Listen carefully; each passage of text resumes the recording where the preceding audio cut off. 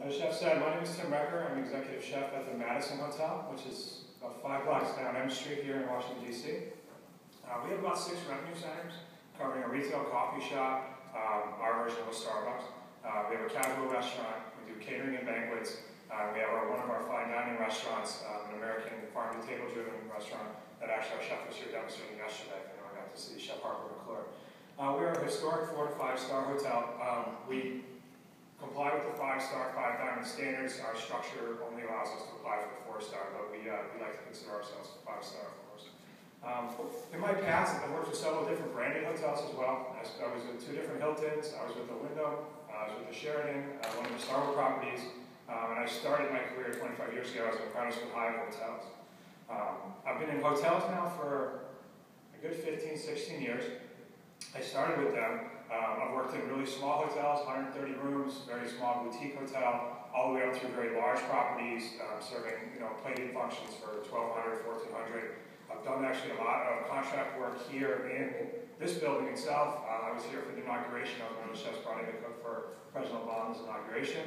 Also was a part of it was a reunion for a sorority. It was actually turned out getting certified as the largest plating function ever. We served over 17,000 people, three courses for 1 meal. Excuse me. I also served as adjunct professor for a local culinary school and Merrill Community College, where I teach the beginning program for the first semester students. And as Chef said, I am currently chairman of the board of the nation's Capital Chef Association, and I serve 2 terms as president. We have about 140 members to 150, depending on the time of year. Predominantly chefs. We do have some of our vendors or affiliate members are a part of that. We meet once a month. And during that meeting, we have an educational session for our chefs, whether we may be demonstrating how to make pasta and whatnot. And we also we do have set up certain vendors that will come in and sponsor the event. They may come in. I know I serve 1855 beef, which is a locally raised product here in one of my restaurants. And we had a demonstration with the person from 1855. He came in, demonstrated his product, talked about it, provided education on beef, and that's actually how I started selling it. Now it's the only beef I sell in one of my restaurants.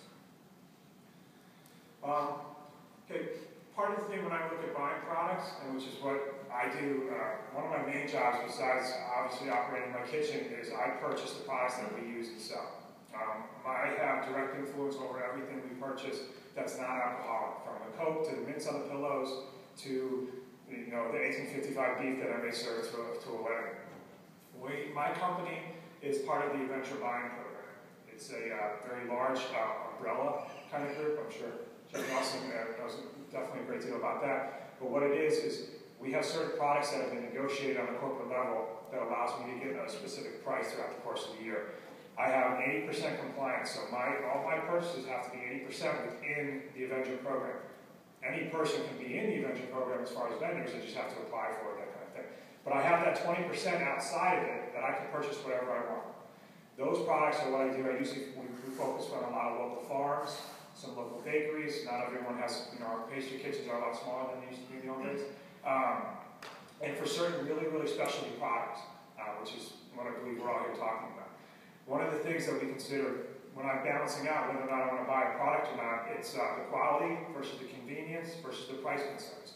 As a businessman, I have to think of more than just, wow, this is the greatest salsa I've ever had. I have to be able to turn around. It has to be usable. I have to sell it. I have to make a profit on it. What I look for when I'm looking at every product, uniqueness. It has to be something that I can't get from 5,000 other people. Again, using the example as a salsa, we keep finding new ways to reinvent salsa, which is pretty amazing to me. But at the end of the day, it's salsa, so it has to be something totally different than I could buy from 5,000 other people. Usefulness. If you make the greatest stir-fry sauce in the world, it's not going to do me any good because my operation, it doesn't fit. It has to be something that I can use every day in my line of work, in my hotel for my guests. And then I come down to, why would I want to buy that? If I can make it better, I can make it cheaper, and I can make it faster, I'm not going to buy the product. Okay? But conversely, and I tell this to all my young chefs, Chef Harper, who was here yesterday, young guy, phenomenal, wants to cook everything from scratch, and I admire that, and I respect that, and as a culinarian, I love that. But at the end of the day, if I can't make a hamburger bun better than my bakery, I'm going to buy it. because it's the best product I can possibly put in front of my guests. And that's the executive side of what I do. And then the reality of the labor versus the quality, a lot of times people will come in and tell me, yeah, but you don't have to spend money on the labor, this will save you so much money even though it costs twice the product. The reality of labor for me is if I have somebody there already and they're doing the work, it's really not going to cost me any extra. If I have someone who has to sit there, when I did the 17,000 plate up, we did individual beef Wellingtons. For me to pay people to sit there and make 17,000 individual beef Wellingtons would have been insane. It would have been a very bad spending my money. However, for me to turn around and make 50 of them when I'm in the restaurant and I have people there anyway, it costs me no extra money. So you got to realize the balance of the labor. I have staff there already. So when you come in and you want to talk about labor, you have to really show me where it's going to save money. Okay? Instead of me spending a cook for 10 hours doing something, that would save me money. A cook spending an hour making something, he's already there, so I'm really not saving money. That's kind of the reality of labor for me. And I think all of us chefs at the unit level, the operational level, that's something we always have to balance out. And then the need, again, you can make the greatest stir-fry sauce in the world, but if I don't need it and I can't sell it, it doesn't do any good for me. As much as I may love your product, it has to be something that the people that come in, the bride who comes in to have her wedding, and the businessman that comes in and has his association, and all of you who are staying in hotels here, which we're very grateful for, if you're not going to buy that in my restaurant, I don't need it. I think that's the reality of what I do for a living. Okay, what do I need from you? And coming up through, I work through private restaurants too, I would get people at my back door trying to sell me stuff, and I deal with local farmers. I buy produce from a co-op out of Pennsylvania for one of my restaurants. And I actually have Amish farmers at my back door. They come in and they're literally Amish farmers, and they bring me the most amazing products I've ever seen as far as produce goes. But again, it's all balancing act. One of the things that we need to focus on, that I have to focus on, is professionalism. You coming to me, you're representing your company. I need it to be something that I'm comfortable with. That as a chef running a multi-million-dollar kitchen, I know I can count on you. Okay? Sales visits. And this is going to sound a little cliche, but it happens all the time. Someone will show up at my door at 12 o'clock and want to talk to me about this great product they have. I'm in the middle of lunch. Someone will show up at 4:30 when I'm going into dinner service. Or someone will just show up. I have lots of meetings just like all of you, so if I don't know you're coming, I'm not going to be able to talk with you. So, setting up an appointment, maybe stopping by, dropping off your business card, getting one of my cards, setting up an appointment. Following it as a professional meeting, realizing that we have as much things on our time as you guys do. Promises. You tell me you're going to show up at 8 o'clock in the morning with your product. At 8:01, if you're not there, you broke your promise to me. And it's definitely a one-sided street. Because if you want an order by 2 o'clock and I call you at 2:30, I'm still expecting you to fill it. I realize it's unfair. But it's the reality of what I do for a living. If you make me beg you to take my money, I'm going to find somebody else. Okay. And I don't want to sound cold, and I don't want to sound cruel, but when I have a bride who's hopefully having her only wedding, she really doesn't care that you were late. If I tell her the food will be ready at 7 o'clock, I can't go to her and say, hey, you know what? I'm sorry, it's going to be ready at 7:30. It just doesn't happen. I end up refunding $50,000. So you guys, unfortunately, have the brunt of that. So if you tell me you're going to be there at 8 o'clock, you have to be there at 8 o'clock. And that's the bottom line. And that's where I run into a lot of issues when I buy from local small companies, it's a scale thing. When I buy from U.S. Foods or I buy from Metropolitan Poultry and Seafood, I can call them up and have 100 pieces of chicken in an hour. If I call you and you tell me 8 o'clock, it has to be 8 o'clock. Okay? Usable pack size. We get a lot of stuff that comes in and I'll see a lot of samples and it's almost always in little retail packs. I can't use retail packs. I need, if you're going to bring me salsa, I don't need a little jar, I need a gallon.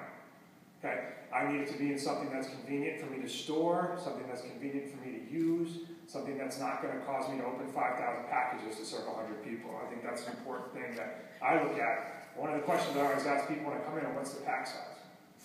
I need to know that it's 4 1-gallon containers. Okay? Timely deliveries, I think we talked about that. Billing. Being in a hotel, one of the benefits I have of not being in a private mom-and-pop restaurant is that my company will always pay the bill, always on time. And I know sometimes, especially vendors, have that issue with smaller companies. They don't have accounting firms, they have an owner, things get messed up, whatever. We pay our bills every month, 30 days, company cuts checks. If we miss an invoice, it's a big deal, and we make sure we take care of it right away.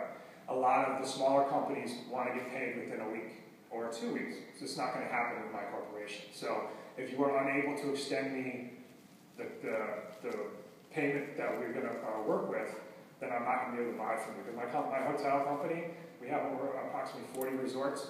We are at almost $750 billion in revenue.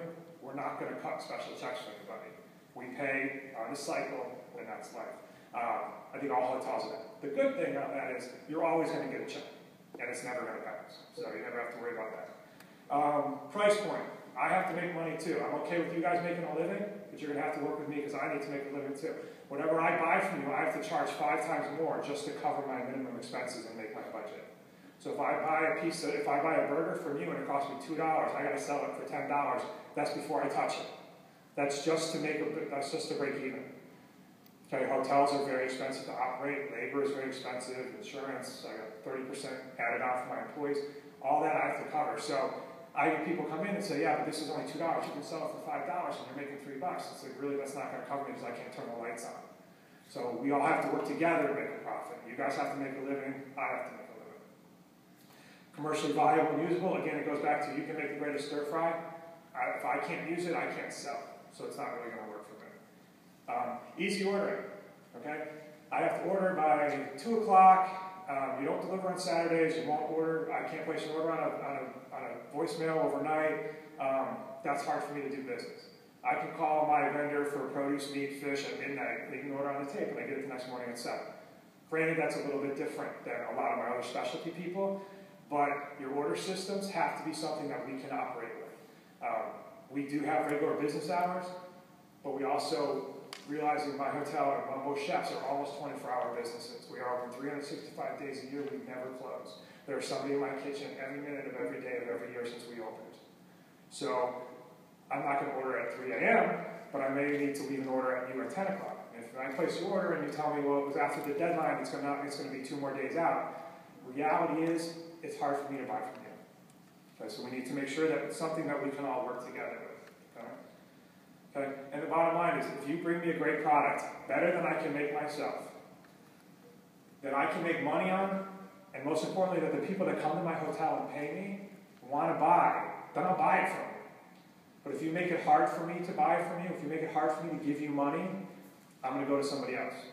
Okay, so if you're unique, you work with us, and we can all make a living, then I want to see your products. Okay?